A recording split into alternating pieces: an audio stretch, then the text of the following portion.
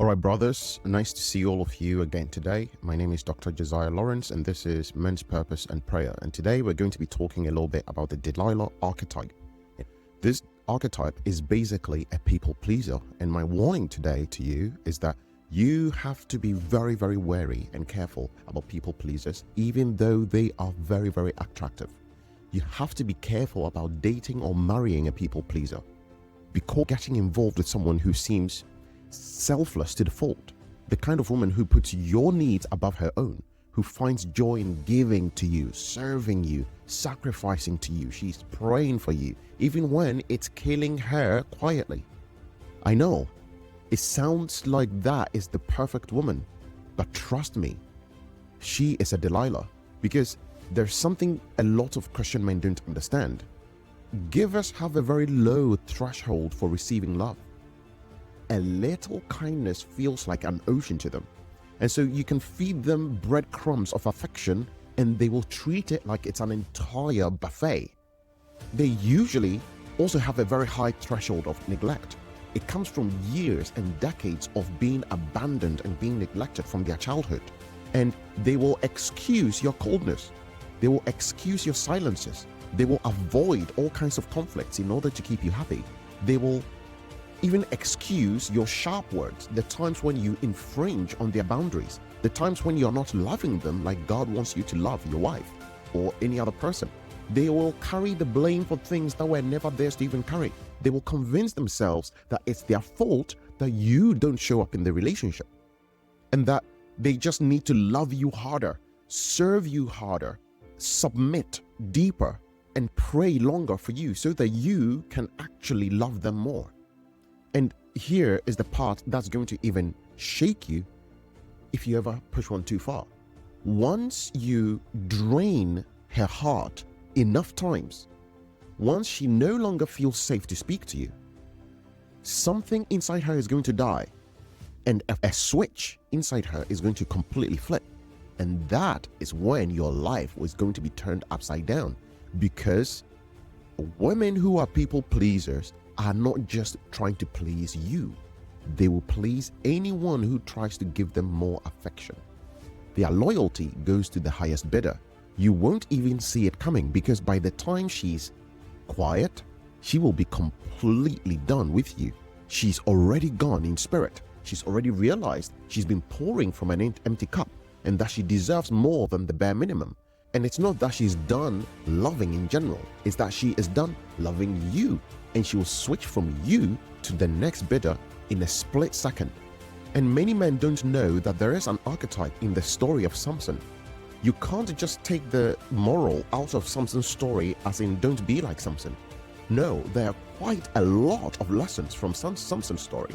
And one of the most important ones is to be really, really careful about, number one, being a Chad. In today's culture, we call it being a Chad, right? And number two, attracting people pleasers like Delilah. So what makes Delilah a people pleaser? If you look at Samson's life, you will understand that Samson is a man who has problems with commitment. He would usually, a lot of people see Delilah in Samson's story as a really, really manipulative woman, but she was quite far from it. She was simply a people pleaser, and Samson was a low investment, thrill-seeking Chad. If you look closely, the entire story is actually a warning about emotional neglect and people pleasing and how those feed each other. You see, if you are a man and you are emotionally neglectful, you tend to attract women who are people pleasers. They will worship and adore you. They will raise you up and put you on a pedestal. Samson had a similar pattern in the women that he was picking. He went all the way away from his hometown, possibly because of shame, and he would go into Philistine, and he would basically have these raging hookups with prostitutes and different girls, and he was just completely sleeping around. And most of the people he decided to have long-term relationships with were basically relationships where he didn't really have to do much. What he would do is that he would go, and then he would basically show up, sleep with them for a few days, get fed meals, he gets comfort, and then he disappears. There was no commitment. There was no consistency. He just didn't invest emotionally, spiritually, or financially in any of those women. He gave them access to his pure strength, to his bedmatics, his bedroom antics. And then he would then shield his heart from them.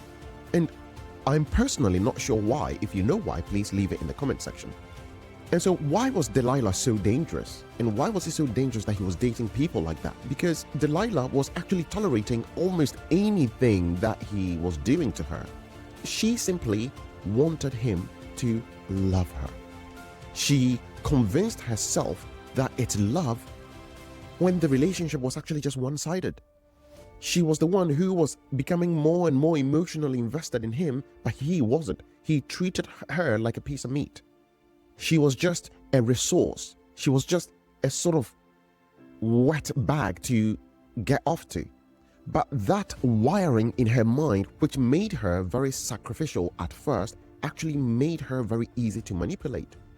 And most people who have their heads screwed on can realize this really, really quickly when they are reading the Bible. So when the Philistine rulers came to Delilah with money, she said yes. And a lot of people think, well, it's because she actually hates Samson. No, that's not the case. Samson wasn't providing for her. He wasn't covering her. He wasn't giving her stability, protection, purpose, affection. He was even supposed to take her away from her people and bring her to live with his parents. But he was just not interested in doing that. If he had been doing his husbandly duties, or, in a proper relationship, he would have had to love her, lead her, provide for her, especially financially.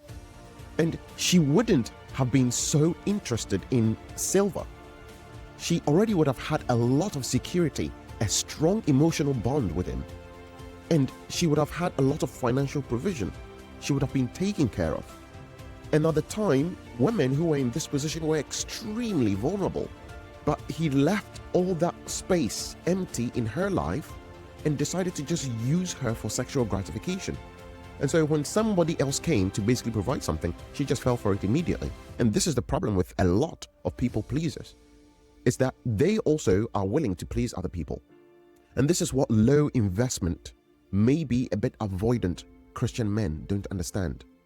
You might be really attracted to a woman who's very, very sacrificial. You don't have to do very much in the relationship.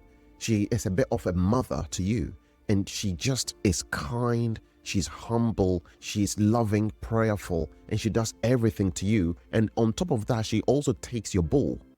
If you don't feed a person like that who loves you, someone else eventually will.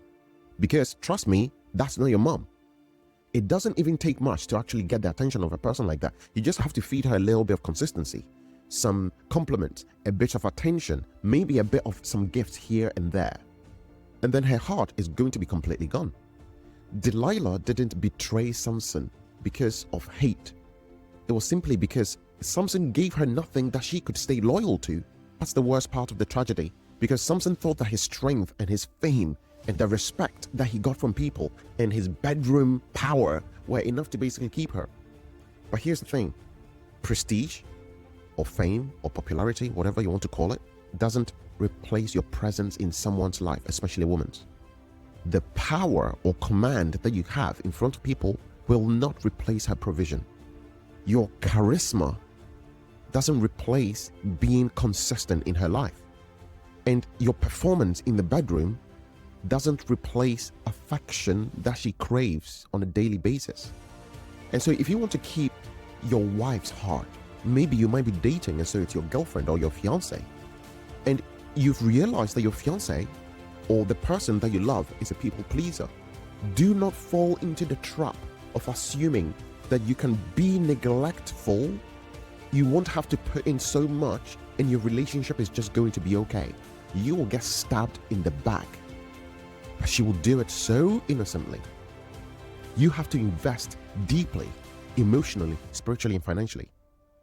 And if you're somebody who is yet to get into a relationship with someone who is a bit of a people pleaser, they admit that they are a people pleaser, trust me when I say this, avoid them at all costs.